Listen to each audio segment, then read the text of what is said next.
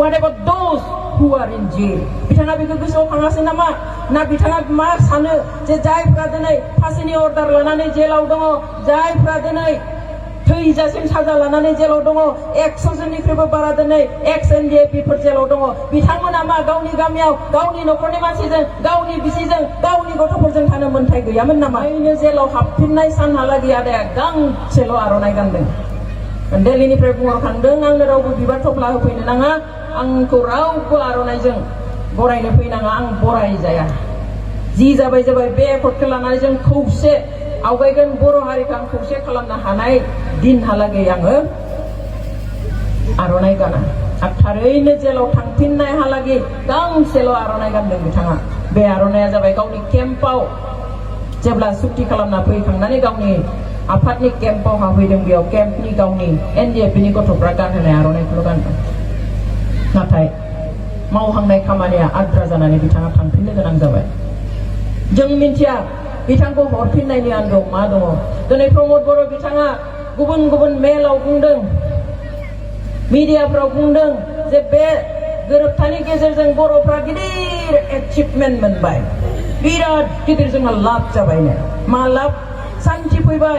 NDFनि म्यानमाराव थानाय, बांलादेशआव थानाय, भुटानाव थानाय फिसाफ्रा फैनानै गावनि न'खरनि मानसिजों थानो मोनबाय, गावनि बिसि फिसायजों थानो मोनबाय, बिराद मोजां जाबाय। केम्पआव थानाय गथ'फ्रा दिनै गामियाव फैनानै बिमा बिफाजों थानो मोनबाय, गावनि बिसि गावनि गथ' गथायजों थानो मोनबाय, सान्थि फैबाय।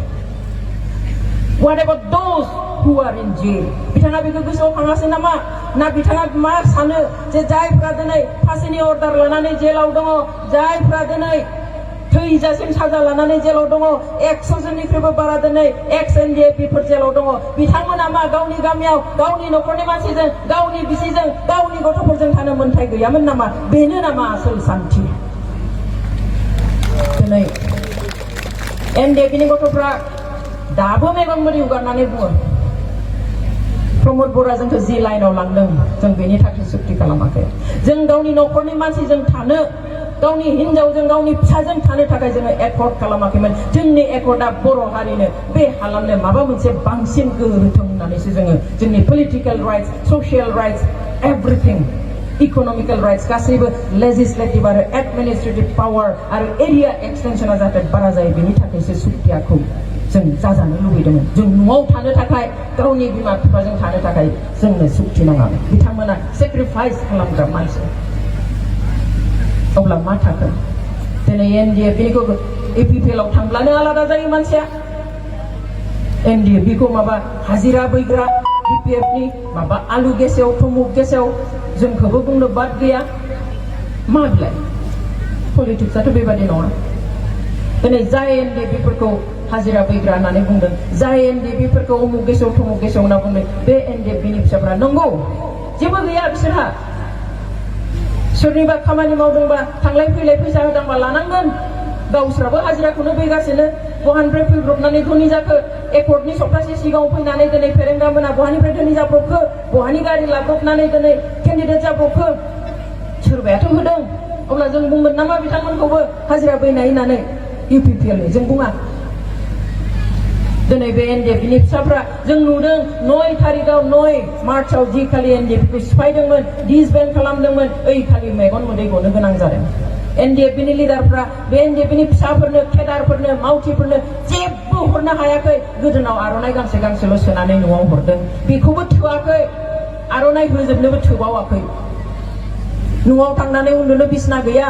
सोरबाया केम्पनि बिसनाखौ लानानै थांदों, सोरबाया गामियाव धोनि मानसि सासेया बिसोरनो बिसना गोदान बायनानै होदों, बेयाव उन्दुदों बिसोरो।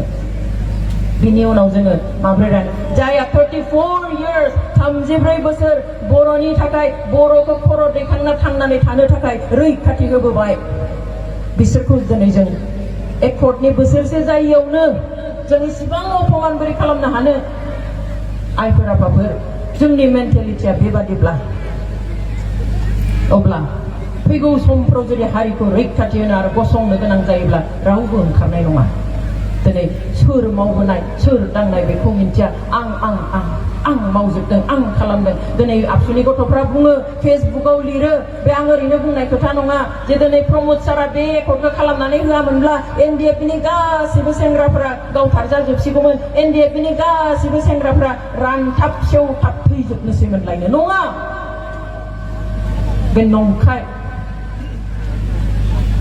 एनडिएफबि नि जि सोमावसारनाय हाथियारजों बे सोमावसारनायखौ भारत सरकारा स्वीकृति होदों गनायथि होदों रिकगनिशन होदों बिनि उनाव सीज फायार डिक्लेयार खालामदों सोरखारनिफ्राय आरो एनडिएफबिनिफ्राय इन्टारल'केटर एपइन्टमेन्ट होदों भारत सरकारा गावनो सावरायनो थाखाय जे थारैनो बर'फ्रा माबा मोनसे समस्या दंमारो राजखान्थियारि रांखान्थियारि समाजारि बायदिसिना समस्या दंमारो बेवहाय फै जों सावरायनि आरो सावरायनायनि गेजेरजों जों बेखौ फोसाबनायनि लामा दिहुननि सावरायबाय इन्टारल'केटरनि गेजेरजों फाइनेल जाबाय प्रमद बर'आ सहि होआ होनबाय सेपारेट स्टेट होआ मोनाब्ला इन्टारल'केटरा बुंबाय जोंहा एनडिएफबिजों खालामखानांगोन जाखासिगोन आदा नाब्लाया जुदि कनभिक्ट जायामोनब्ला बिनि सिगाङावनो जाबावगौमोन कनभिक्ट जानायाव 4 माससो लेट जाहैदों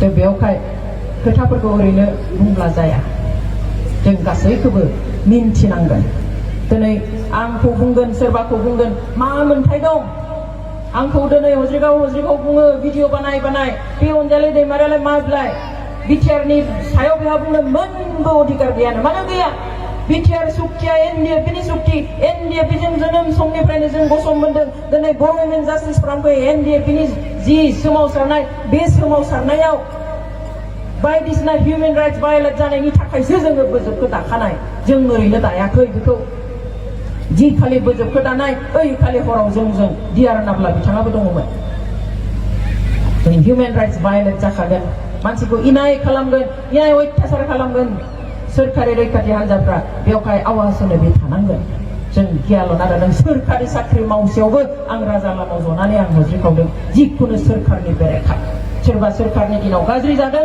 आं बेखौबो बुंदों दिनै मोन्थाय गैया बोरै जानो आंल' नङा साफ्रोमबो बर'आनो मोन्थाय दङ गाज्रि सोरबाया गाज्रि लानानै फैदोंब्ला बेखौ सोंखारिनो सोंनो मोन्थाय दङ थोंजोङैब्लाबो खेंसालियैबाबो संगठनाव दाथा नखरफ्रोमबो बर'नि साफ्रोमबो फिसाहानो कन्ट्रिबिउसन दङ थांनाय 60 बोसोरनिख्रुइबो बारा जि सोमावसारबोदों बर'नि मोन्थायनि थाखाय बेयाव कन्ट्रिबिउसन दङ बिनि उनाव मानो सोंदों दिनै एनडिएफबिनि नामाव हारि सिबिनायनि नामाव आं मानो 6 मासनिख्रुइबो बारा आं मानो जेलाव सोजानाय आं मानो आसाम पुलिसजों मानो किडनेप खालामजानाय 10 दिन मेगन खानानै दोनजादों जानाय लोंनाय मेगन खानानै जानो गोनां जादों थादाबादि गोसोम माइनाव जोबजानानै 11 बोसोर केस सालायनानै आंहा साख्रि आंहा एप्रुभ जायाखै सोरखारि केस जानायखाय आंनि पासपर्टखौ दबथायनानै होबाय आं 9 बोसोर आं बाहेरायाव ओंखारनो हायाखै बेफोर मा रंजानायनि थाखाय नामा आंनि आबौखौ गावथारदों आंनि न'आव थांनानै आर्मिया बमा हैदों आइया थैजासिम खोमा बिंगि जानानै थादों बेफोर मा गेलेनाय नामा बिनि उनाव जों सोरजोंबा सोंजानो खालि कुइसन नों मा मावदों नोंहा बुंनो मोन्थाय गैया नोंनि मा कन्ट्रिबिउसन दं no one should ask anybody रावबो बर'आ बे सोंलुनि मोगा मोगि जानो नाङा बिकज जों मिन्थिगौ जों मान होयो सोरबाया जुजिदों न'आव थानानै support खालामनायाबो that is also one kind of contribution each and every Boro person has got contribution towards our struggle last 60 years खोलोब বিভিন্ন সংগঠন হানজানি दैदेननायाव बर'आ कुनुदिन मेङा जिराया पिटिशननि दिननिफ्राय जुजिबोदों नांबोदों नागारसारदों दिनै जोबनायाव फैनानै जों जेब्लायबो बुङोमोन सोरखारा जोंखौ थगायो गुबुनारिया जोंखौ सोबख'यो खिन्थु दिनैनि थारिखआव जों नुबाय जोंनि मानसियानो दिनै जोंखौ फोलाबाय दिनै एनडिएफबिखौ लाथिख' खालामनानै दिनै गुबुना गारिनि थाखाय दावराव-दावसि मा बेलाय दिनै सोरबाया 34 बोसोर नांबाय फेमालि नामा 34 बोसोर हाथियारनि संगठन दैदेननाया सोरबा थैदों गोदान हाबदों सोरबा आथिं आखाइ बुख्रुबजादों ओंखारनो हायाखै गोदान हाबदों बेबादियै 34 बोसोर फसंनानै लाबोबाय दिनै लाथिख' खालामब्लाथ' जानाय नङा